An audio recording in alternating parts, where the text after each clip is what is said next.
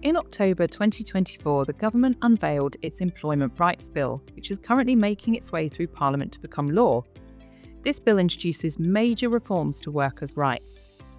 This podcast is part of a series of podcasts which will be discussing some of the main provisions of the bill. For this podcast, we'll be focusing on the government's proposals with regard to unfair dismissal and family rights. My name is Louise Keenan. I am an associate in the employment team at Clarkslegal, and this is Lucy White, who is a solicitor at Clarkslegal. It's important to first highlight that as this is a bill, it is subject to change, and so the provisions we'll be discussing may be amended as it makes its passage through Parliament. Thanks, Louise. Yes, so shall we start by looking at unfair dismissal, which has been a really hot topic since the bill was first unveiled? Yeah, that's a great place to start. Go on then, you go. So currently, employees need to have 2 years' service to bring a claim for ordinary unfair dismissal.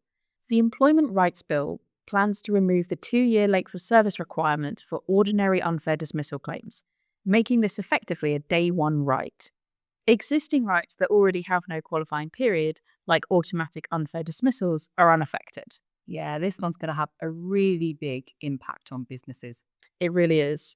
However, thankfully, the government is proposing to introduce a statutory probation period to ensure employers can properly assess the employee's suitability for the role.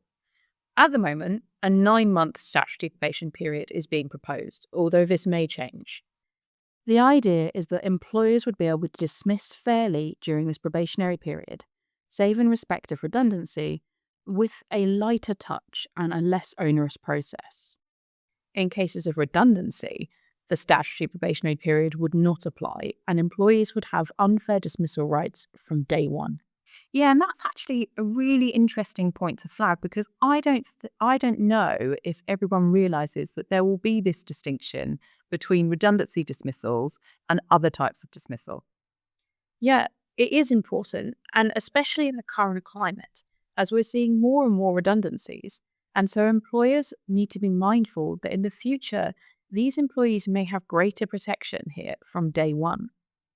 But I find it interesting that there are no proposals as yet on statutory redundancy pay being available any earlier. Yeah, it's more about the process and unfair dismissal rights at the moment, isn't it? It is.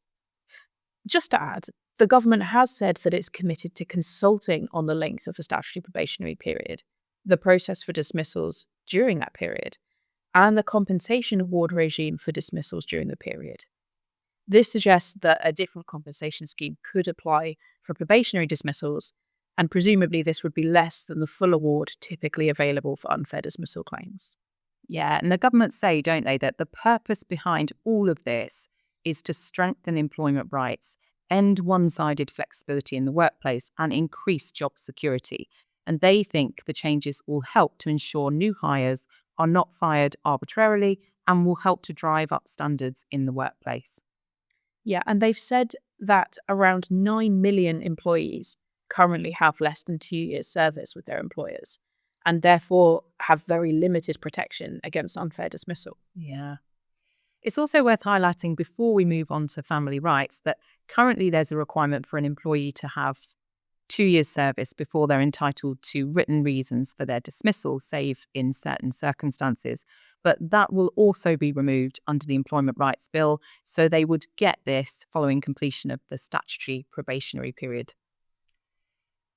The government have confirmed that these reforms relating to dismissal will take effect no sooner than autumn 2026. So there's a bit of time here, and we recommend that employers take the time now to prepare and address any issues within their workforce, such as conduct and performance issues. Yeah, that's right. So now turning to family rights, in particular bereavement leave, unpaid parental leave, paternity leave, and the extension of protection for pregnant women and new mothers. Not a lot of it. It's quite a lot of changes. So let's start with bereavement leave. There's currently no right for employees to take bereavement leave following the death of a loved one, save in respect for parental bereavement leave. Yeah, so that's the one at the moment where parents are entitled to up to 2 weeks paid leave following the death of a child under 18 years old or stillbirth after 24 weeks of pregnancy. That's right. And the Employment Rights Bill, however, proposes to provide an extended entitlement to bereavement leave to other types of relationships. So it's more of a general bereavement leave right. This will be a day one right, but at the moment, this will be unpaid. Yeah, it does seem a bit odd that there will be some bereavement leave, therefore, that's paid and then some that's unpaid. And I mean, in practice, I expect that employers might take a view on paying it in all cases. Yeah, and perhaps unsurprisingly, there's been a lot of pushback in the media saying that this doesn't go far enough. We don't actually have all the details for this right yet. Regulations will be required to set out the details, including who will be eligible to take bereavement leave, how it can be taken, and the length of leave.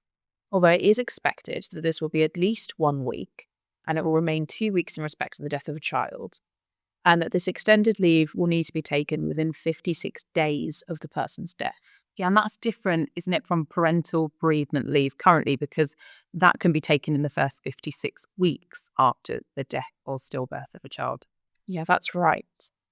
And also to flag that the protections that exist for those who have taken parental bereavement leave, such as the right not to be subjected to a detriment or dismissal because of the parental bereavement leave, will be extended to bereavement leave in general. The government has also tabled amendments to the bill to allow bereavement leave for pregnancy loss before 24 weeks. We're still waiting on clarification as to what this will look like, although it is expected that this will also be unpaid. The government have said that charities estimate that bereavement costs the UK economy an estimated $23 billion a year in lost gross value added, and cost the UK Treasury an estimated $8 billion in reduced tax revenues, increased healthcare costs, and income support payments. Yeah, it sounds good, therefore, on the face of it, but in reality, I do wonder how many employees are actually going to utilise this because it's unpaid. I agree. I think that many employers already offer some form of paid compassionate leave. And where this is not available, many employees tend to be on sick leave with payments of SSP or contractual sick pay following the death of a loved one. So I'm not sure either if in practice it's actually going to have a big impact. Yeah, so I think it's just a wait and see, I guess, on this one. Turning now to paternity leave and unpaid parental leave then.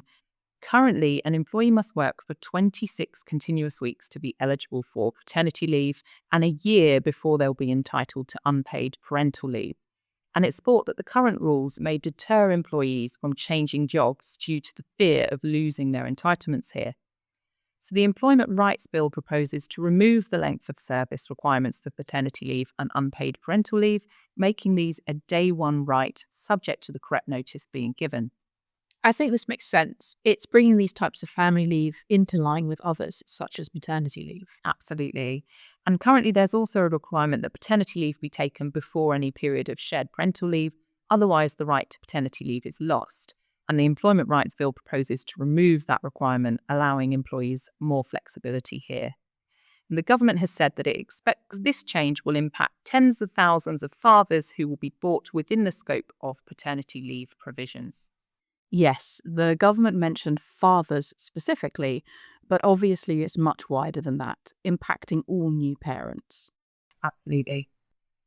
Finally, the new Employment Rights Bill offers greater protection for pregnant women and new families by extending the existing protections relating to redundancy dismissals to all other types of dismissals and allowing regulations to be made relating to dismissals after a period of family leave like maternity, adoption, shared parental leave, not just during the period of leave. I think this is one that's going to have quite an impact, but we don't have specifics yet on a lot of this, so we'll just have to see what happens, I think.